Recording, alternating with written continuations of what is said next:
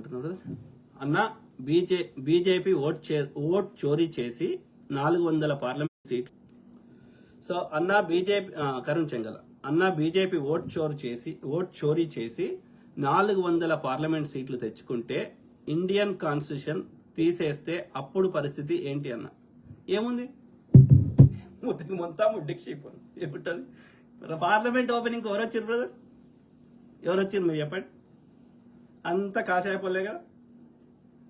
సనాతనం అంటారు కదా. సనాతనం అంటే ఏంది మనం చూస్తలేమా? బ్రహ్మ ముక్కులకెళ్ళి వచ్చినాడు, ఆడవాడు బ్రాహ్మణుడు, క్షత్రియుడు, వైశ్యుడు, శూద్రుడు, ఈ సిస్టమ్ లేనివాడు దళితుడు. మళ్ళీ గంతే అవుతుంది.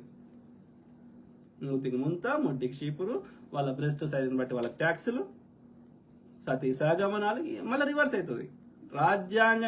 రాజ్యాంగం ఉండి 60 ఏళ్ళ నుంచి అందరం పోరాటం చేస్తే ఇక్కడికి వచ్చినాం. ఇది ఎత్తేస్తే ఏమవుతుంది? అప్పుడు ఆ పరిపాలించేవాడు ఏం చెప్తే అదే చట్టం అవుతుంది. కానీ మిగతా ఇస్లామిక్ రాజ్యాలను, ఆ యొక్క నియంత్రణలు ఉన్న రాజ్యాల్లో పరిపాలనలు ఎంతో కొంత మంచోళ్ళు కాబట్టి వాళ్ళు వాళ్ళ దేశాలను అభివృద్ధి చేసుకుంటారు. నియంత దేశాలైనా సరే, అది దుబాయ్ కావచ్చు, ఖతార్ కావచ్చు, ఇంకోటి కావచ్చు. కానీ రాజు రేపు ఏమన్నా మార్చుకోవాలని ఇప్పుడు నార్త్ కొరియా ఉన్నది. సో అక్కడ ఉన్నటువంటి ఆ యొక్క ఎవరైతే ఉన్నారో కిమ్ జాన్ ఉన్, సో ఆయన ఏమనుకుంటే అదే చట్టం కదా అక్కడ. సో రేపు మళ్ళీ ఇదే ఈ ఆర్య బ్రాహ్మణులు, సనాతనము, ఈ బీజేపీకి సంబంధించిన వాళ్ళు రాజ్యాంగం ఎత్తేస్తే వాళ్ళే పరిపాలిస్తారు. అంతకుముందు వాళ్ళే కదా రాజు క్షత్రియుడైనా కానీ ఎవరు మొత్తం రాజ్యంలో ఉండే సంపద వీడి గుడి కింద దాచిపెట్టుకున్నాడు వాడు నాగబంధం వేసి పెట్టుకున్నదోడు. యొక్క యుద్ధం చేస్తే క్షత్రియుడు వస్తాడు, వ్యాపారం చేస్తే నష్టమో లాభమో ఆ యొక్క వైశ్యుడు వస్తాడు. ఇక మిగతా మొద్దు పనులని మనం చేస్తాము. మరి బ్రాహ్మణుడు ఏం చేస్తాడు?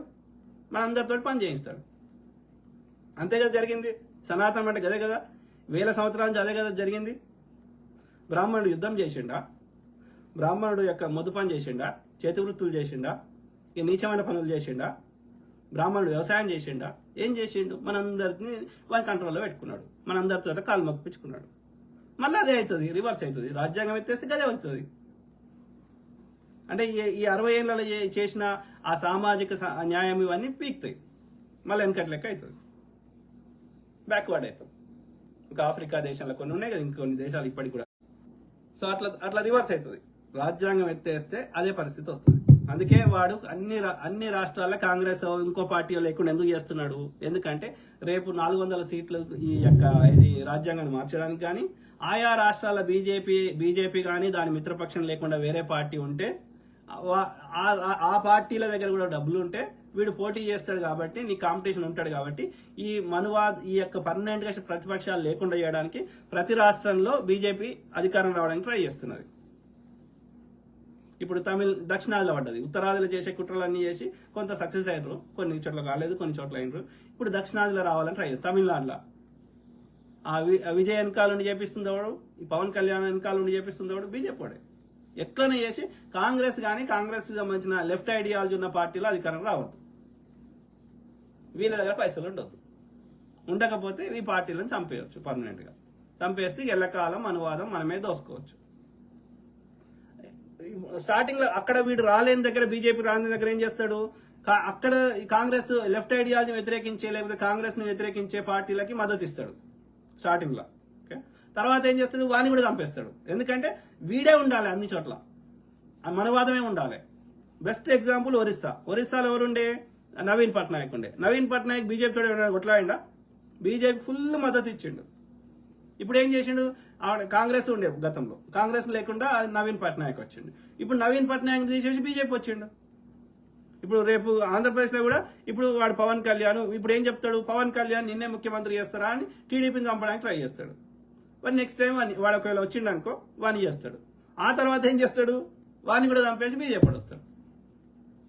అంటే బ్రాహ్మణుడు, ఆర్యుడు, వాడు మిగతా ఏ కమ్యూనిటీని కూడా, ఇంక్లూడింగ్ క్షత్రియుడు, ఇంక్లూడింగ్ వైశ్యుడు, ఇంక్లూడింగ్ ఎవడైనా కానీ, వాళ్ళు పైన వీనికంటే పైన ఉంటే వాని కింద వీడు ఉండి పరిపాలిస్తే వాడు చెప్పినట్టు వీడు వినడానికి వీడు రాసుకోలే పుస్తకం. అట్లా వీడు పైన ఉండాలనే రాసుకున్నాడు, బ్రహ్మ ముక్కులకెళ్ళి రావాలనే రాసుకున్నాడు. వీడు చెప్పిందే మిగతా వాళ్ళందరూ, వీడు చెప్పిందే వేదం, మిగతా వాళ్ళందరూ వీడు చెప్పింది వినాల్సిందే.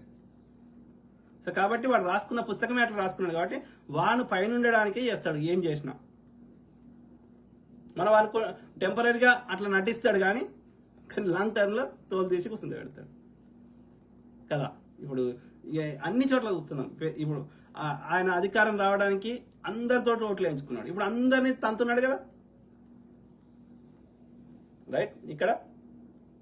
సో అది పరిస్థితి. అంటే అంతేగా ఎథిక్స్, మోరల్స్, పద్ధతి ఒక అది మనకు సామాన్యుల కోసం. అవి ఎందుకు ఆ రూల్స్? మనని కంట్రోల్ చేయడానికి రూల్స్. వాళ్ళకి రూల్స్ లేవు. They are above the law. వాళ్ళకు చట్టాలు వర్తించాయి. వాళ్ళు చట్టం చేస్తారు కానీ ఆ చట్టం మన కోసం మాత్రమే, వాళ్ళ కోసం కాదు. ఇదే మన వాదం. అందుకే ఆ పెద్ద ఆయన కాలబెట్టమన్నాడు. సింపుల్. ఓకే. సో ప్రతి అంశం మీద అవగాహన చేస్తా, అట్లనే మీ తరఫున వాయిస్